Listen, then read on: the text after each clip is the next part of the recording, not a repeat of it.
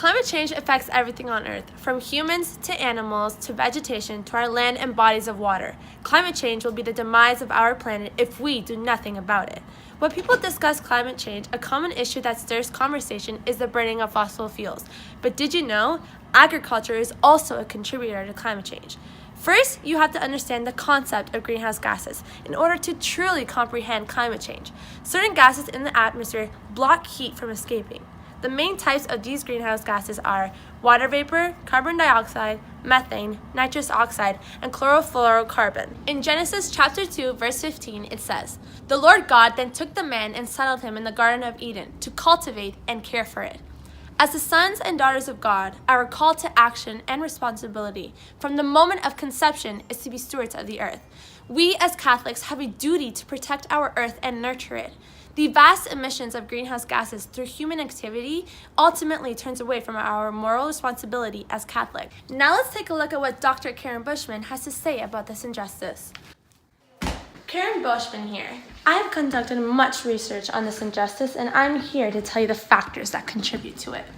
As human population grows over the years, the need for agriculture increases tremendously. This is due to the fact that food, specifically meat and dairy, must be provided for each person, resulting in farmers needing to breed more cattle and cows. In addition, many countries rely on the exportation of meat and dairy from their farms. In terms of exportation, the world's largest beef exporting countries are Brazil, India, Australia, United States, and New Zealand. All these countries rely heavily on their exportations in order to sustain their economy. These exportations are a huge profit for the governments of these countries. In order for the economy to thrive, they continuously produce and export vast amounts of dairy and meat. Due to this, it is a factor of this injustice because they are constantly contributing to the emissions of greenhouse gases for their own benefit. Money. Another factor that contributes to this injustice is the way the manure is managed in these farms.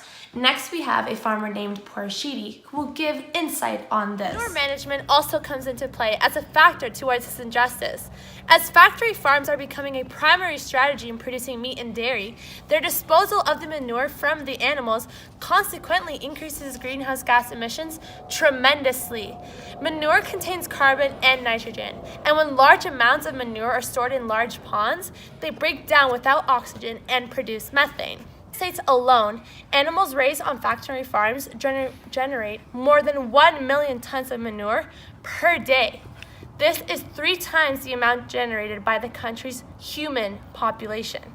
Factory farms typically store animal waste in huge, open-air lagoons often as big as several football fields, which are prone to leaks and spills. When lagoons reach their capacity, farmers will often opt to apply manure to surrounding areas rather than pay to have the waste transported off-site. When the manure is in these lagoons, the greenhouse gases interact with the atmosphere, resulting in the greenhouse gas effect. If farmers were to manage the manure in a proper way, then this would no longer contribute or be a factor towards the increase of greenhouse gas emissions. The last factor that contributes to this injustice is ignorance. Ignorance comes into place when dealing and discussing climate change. As much as people tend to deny or ignore climate change, they just don't want to look into the fact. People like Donald Trump continuously deny and refuse to actually take part and listen to the evidence.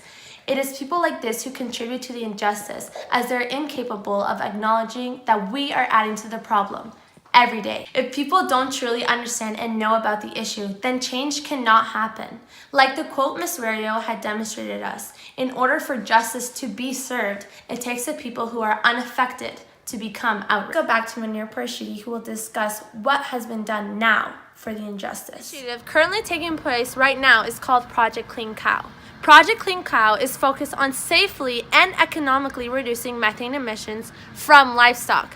Their goal was to develop a feed supplement for ruminants which would reduce methane emissions by at least 30%. Supplement is called 3-NOP that can be given to cattle to inhibit the enzyme methyl coenzyme M reductase, an enzyme responsible for creating methane in animals' rumen. After blocking the enzyme, 3-NOP quickly breaks down in the animal's rumen to simple compounds that are already present in nature. The organization's next big step is to work hand in hand with industries and begin product launch.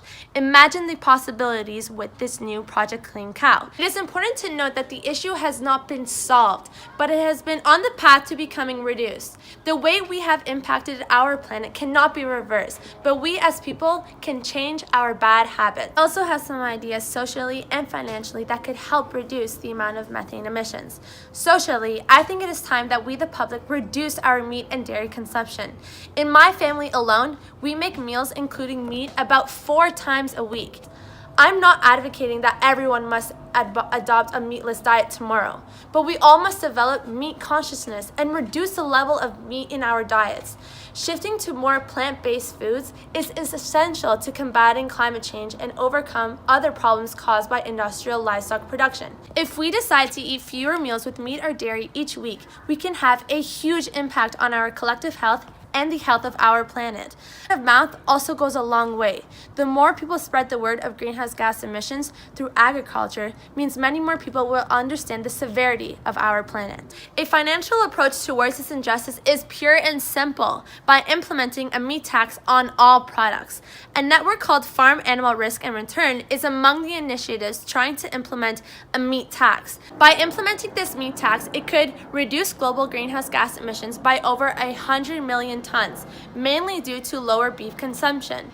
This tax will result in people to make wiser decisions when purchasing meat. It would be banning meat outright. Lastly, I want to end off this documentary right with a Catholic social teaching of stewardship of creation.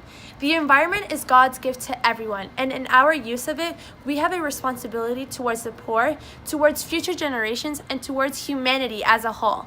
We should be thankful for the gifts of life, the air we breathe, the water that flows in our rivers, lakes, and oceans, and for the land beneath our feet. As Catholics, we are supposed to be stewards of the earth. However, we are doing the exact opposite. As climate change increases, the sacredness in caring for our earth decreases. We are called to action to protect the wonderful gift God has given us.